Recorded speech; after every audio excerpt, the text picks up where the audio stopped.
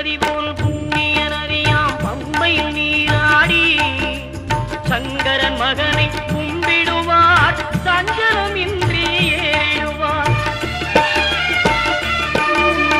நீலிமலை ஏற்றம் சிவபாலனும் ஏற்றிடுவார். காலம் எல்லாம் நமக்கே அருள்காவலராயிருப்பார். தேகபலம் தா பாதபலம் தா தேகபலம் தா பாதபலம் தா தேகபலம்